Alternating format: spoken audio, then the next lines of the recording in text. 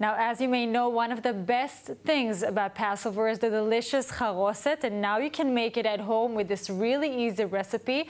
Danielle Renov from Peace, Love and Carrots is joining us from her kitchen to show us how it's done. Hi everyone, I'm Danielle from Peas, Love and Carrots, and I'm really excited to be back here with you again today on ILTV to show you a yummy, delicious Pesach recipe. This is one of my favorites. When we hear Pesach, we hear charoset. Every single culture has a different version, a different type, different ingredients, but I come from a Moroccan home and Moroccan charoset is very close to my heart. The first thing you're gonna need is dates. That is the main ingredient in a Moroccan charoset. Now, I will tell you that there are other ingredients that different Moroccan homes put in, like some put in ginger, some put in raisins. Let's begin. So the first thing you're going to do is you're going to grab your dates. You want to make sure they're like nice, juicy, plump dates. You are going to remove the pits, get a bowl, set that aside, and then you are going to check your dates, friends. Hold it up to the light. Okay, once you have your dates pitted and checked, we're ready to go and start the recipe. It's really easy. You're gonna take your nuts, you're gonna add them to a food processor. You can chop these by hands and do the whole thing by hands. It's just quicker and easier with a food processor. Pop the cover on. That's about the consistency you're looking for. You want it grainy like sand, not too big pieces. We're basically making date balls, except like charoset has wine in it, so they're kind of like boozy date balls. They're very delicious. Go ahead, drop your pitted dates right in.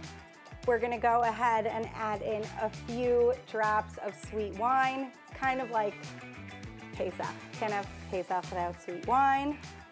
Get a little bit in there. Just the littlest bit of cinnamon. Flavors it, it's so yummy and delicious. Pop your cover right back on.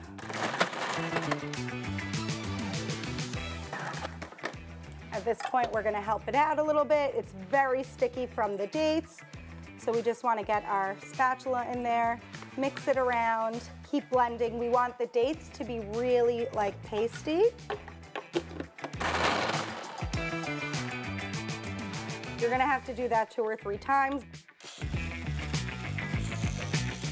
If it's not moving, you can add like another drop of wine, but not too much because we don't want it liquidy. We want them to hold their shape. Remember, we're making bricks here. And that's it, your charoset is done. Now comes the fun part.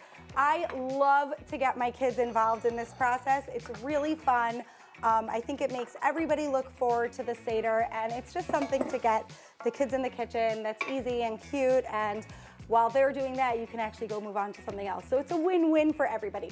What you're gonna do is you're gonna have a little bowl filled with water, dip your fingers into the water, and just slightly dampen your hands because that's actually gonna help the date mixture from sticking to your hands. Grab a little bit. I like to take about a tablespoon of the mixture, roll it into the ball, and look at that. Is that gorgeous or what? And then just keep going. You want to make this at the beginning of your Pesach cooking and know that your charoset is done, you totally can. Put these in a container, put a piece of parchment paper in between your layers, pop it in your freezer. You can also make this a week before Pesach and leave it in your fridge. It's not going bad. Nothing in here is spoiling. It's totally fine. You don't even have to freeze it. It's so good. It's so delicious. It's our favorite part. You bite into that like lettuce sandwich. I literally cannot resist them. I'm just gonna show you how good they are. And once they're cold in the refrigerator, they get better and better.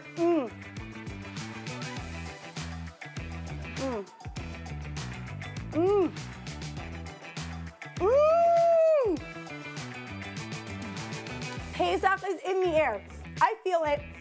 Make these charosets. You can find this recipe on ILTV, or you can head to my Instagram at Peas, Love and Carrots and get the recipe there. I want to wish you all a Chag Kasher V'Sameach.